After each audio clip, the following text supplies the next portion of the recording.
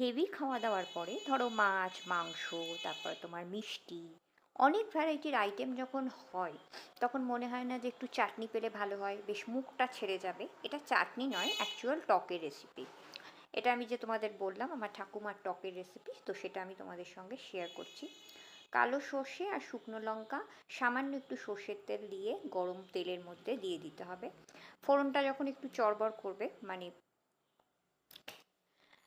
ফোড়ন থেকে যখন গন্ধ ছাড়বে, ঠিক সেই সময় তোমাদের এই নুনটা দিয়ে দিতে হবে।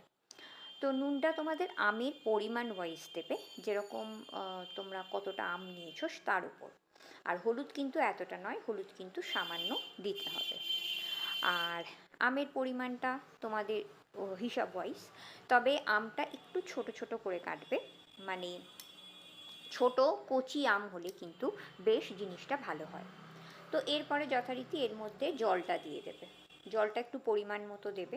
প্রথমটা একটু ছেটকাবে, বাদ বাকিটা পুরো মানে যতটা তোমাদের মনে হবে প্রয়োজন, মানে একটু ঝোল ঝোল রাখবে সেই রকম বুঝে।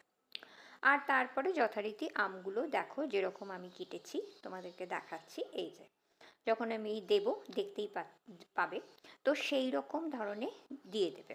তো জলটা জাস্ট ফুটতে শুরু করেছে, এবার আমগুলোকে এর মধ্যে মিশিয়ে নেবে, মানে আমগুলোকে ভাজাভাজি করার আলাদা করে কোনো দরকার নেই। বাস, আর কিছুই নয়। আমগুলো দিয়ে দেবার পর বেশ খানিকটা, মানে ওই ধরো মিনিট 5 মতো একটু ফুটিয়ে নেবে। আমগুলো যথারীতি নরম হয়ে যাবে এবং আমের যে রসটা সেটা বেশ মানে জলের মধ্যে ছড়িয়ে পড়বে, আমের মধ্যে নুনটা ঢুকবে। এই যে একটু হালকা হাতে এই চামচে করে একটু জলের মধ্যে মিশিয়ে মিশিয়ে দেবে। তো দ্যাটস অল। এবার এটাকে একটু ফুটতে দেব। আর এরপরে যেটা দেব সেটা হচ্ছে চিনি। চিনিটা খুব বেশি পরিমাণে দেবে না, যেহেতু এটা একটু টক, মানে আমের বেশ গন্ধটা থাকবে, ফ্লেভারটা থাকবে এবং একটু বেশ মুখে একটা টক টক ব্যাপারটা আসবে। তো সেই জন্যে চিনির পরিমাণটা কিন্তু খুব বেশি দিলে হবে না। তো বাস, আর কিছু নয়, খানিকক্ষণ একটু ফুটিয়ে নেব, চিনিটা একটু জলের সঙ্গে মিশবে। আর তারপরে গ্যাসটা বন্ধ করে দেবো।